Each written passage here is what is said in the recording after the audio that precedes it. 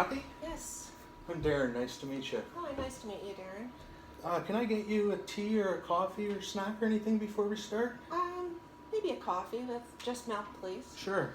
Okay, have a seat, please. Thank you. Thank you. I'll go get it for you. I'll be right back. Beautiful day out there today. Yes, it is actually. It's nice to have some sunshine. Yeah, it's been a pretty crazy winter, I guess, with all the different seasons really mixed into one. Well, yeah, it has been different, that's for sure. There you go.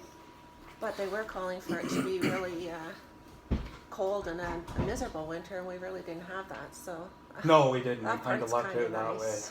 But yeah, we're getting a bit of a thaw now with all this warm weather. Exactly. Well, first of all, I just really want to thank you for coming in today, and I want to acknowledge, the courage that it takes to come in and really reach out and make that, do that intake and come in and talk with a stranger like me. I know that that's not easy, Yeah. and to make yourself vulnerable. So I kind of just wanted to commend you on that. I appreciate that. No problem at all. So I also wanted to kind of touch upon this is a safe space here at the office, and by that I mean that anything that we're talking about is going to stay between us. It's not going to leave this room. Kind of the motto I've always went by is what we see here, what we say here, what we hear here stays here. So I'm not going to go talk to anyone else in the agency without your permission, type of thing. Now, there are some limits to confidentiality. If it was ever determined that in our discussions that a child under the age of 18 was being abused or neglected, I would have to say something. I understand that. And also if it was determined that you were a risk to yourself or somebody else, then I would need to say something. And the final component of that would be if the courts, for any reason at all, ever subpoenaed my documents or records, then I would be at liberty to share those with them. Does that make sense? Yes, Yeah. absolutely. Any questions about that? Or? No. Okay, so I've had the pleasure for the last half an hour or so of reading over the intake that you did with our worker. Unfortunately, they don't provide a lot of information, but I do have several questions based upon what I saw. So I was wondering if you kind of just wanted to jump right into it today, if you felt comfortable doing that. Sure, I'm kind of nervous, so I'd rather just get started, really. Yeah, okay, that's no problem. That's quite normal. So first of all, kind of just to get an idea, I was hoping that you could provide me with a brief summary or synopsis of your drug and alcohol use. Kind of starting from, say, the first time you remember using, up until kind of what it is now, but just brief, like it doesn't have to be detailed, so just a brief idea. So, Well, basically, I guess I just started, social drinking when I was in high school with, friends and peers, and did a little bit of recreational marijuana at the time as well. I never went into any other hard drugs, but just, smoked pot here and there. And then in the later, after my teenage years, basically, it was mostly just like social drinking. If I was out with friends at a party or something, then I'd have a few drinks, and or if someone came into the house and, we had a drink, okay. then nothing substantial, really. And then once I retired is when I found, I had, I guess, more time on my hands, and everything I kind of went to do, I was, I'll get a drink or have a drink when I'm doing that or whatever. And so that really increased, I found, after I retired and was at home and it was available to me. Okay, when did you retire? I retired just over 2 years ago. Okay, just over 2 years ago. And if you don't mind me asking, your age? I'm 62. 62. Okay. So you retired when you're 60. Yes. Okay, great. So kind of what I heard there is, you know, you began drinking in high school socially, used some marijuana Hmm. as well, kind of recreationally. You'd mentioned that you never got into any harder drugs No, or no. anything like that. So it's just been just been alcohol, and you mentioned kind of what it sounded like to me was in your, you know, your 20s, 30s, 40s, and 50s. It was kind of just social. You would have drinks with friends Yeah, when you that's went right. out, and occasionally have a drink if you had someone over at the house Yeah. or something like that. Is that kind of Yeah, correct? Is that that's correct? right. Yeah. Okay, good. So I guess would you be able to kind of, you know, tell me how your alcohol use currently has impacted your decision to come in and speak with me today? Well, it's impacted my relationship with my children because like they know I'm drinking, of course, more than I used to because I always had, well, my grandson, I always went out and, you know, kind of participated in his activities, you know, his swimming and baseball and stuff and went out to that type of thing. And now I'm, you know, if I've had too much to drink, obviously I'm not able to do any of that. So that has certainly been a huge impact. And that's one of my main things, I guess. So Okay, and at this time, are you wanting to quit drinking or?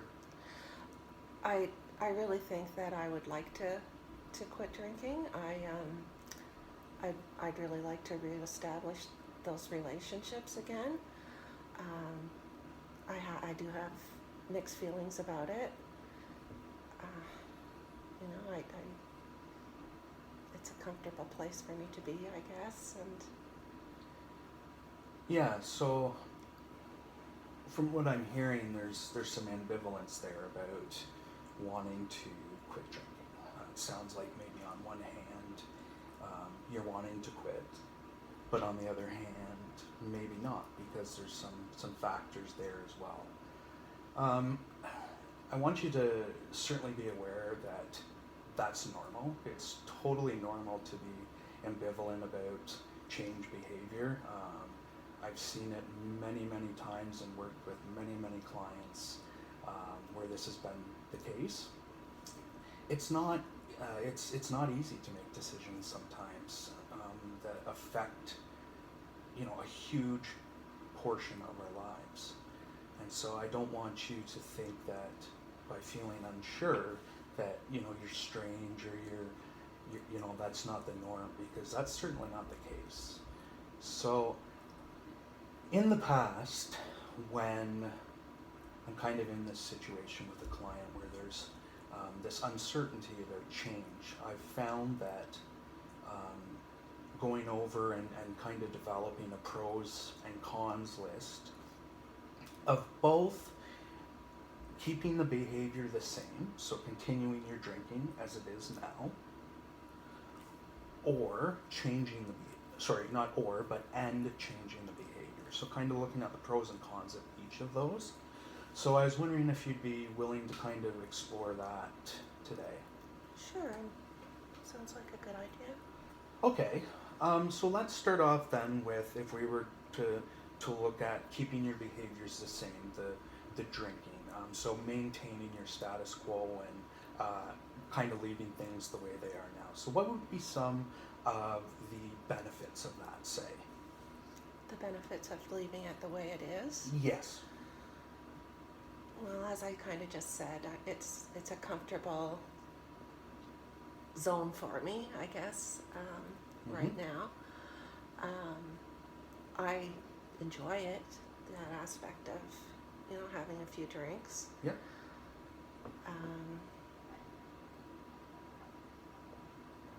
There's not really a whole lot of benefits. I don't Okay. think of keeping things the way it is.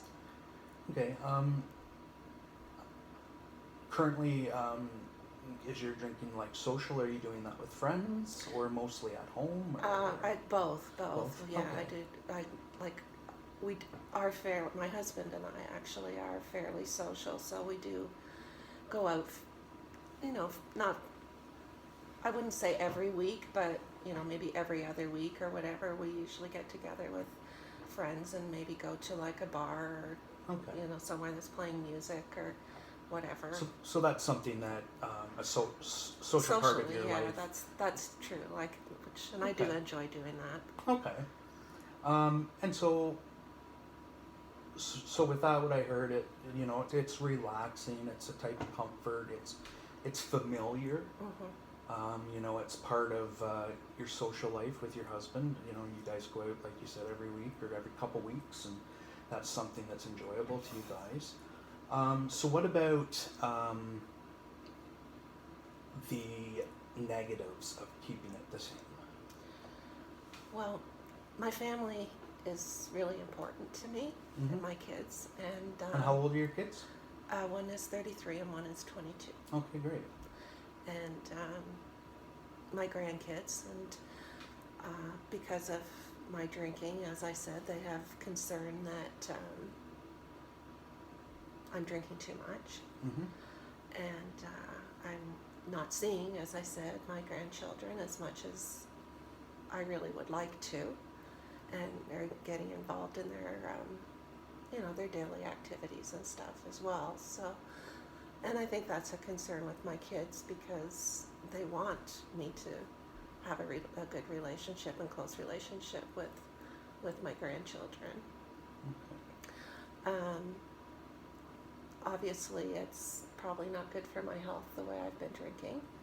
Okay. And that's a concern because I do want to be here for a while. Okay, great. So, I mean, from listening to that, it's pretty clear to me that family is very important to you. Yes, it is.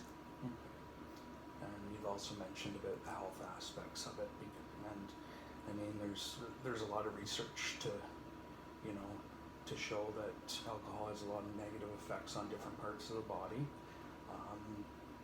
So that's great. So now if we switch over and kind of look at the advantages of changing the behavior. So if you were to change your current alcohol use, what are some of the foreseeable advantages that you see maybe happening?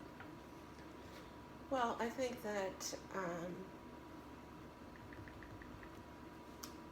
obviously, like as I said, I'll be able to reestablish my relationship with my children and enjoy my grandchildren. And maybe look at doing some other things that I always thought maybe that I'd like to volunteer somewhere to help at a hospital or a retirement home or something like that. And those are things that I thought I'd maybe do when I retired, but instead I've just been increasing my drinking. So Okay. So you kind of had a few plans that really haven't. that haven't materialized Exactly. because of my drinking. Okay. So lots of positives there about changing the behavior. Any negatives that you can think of changing the behavior? Well, as I said, like it's a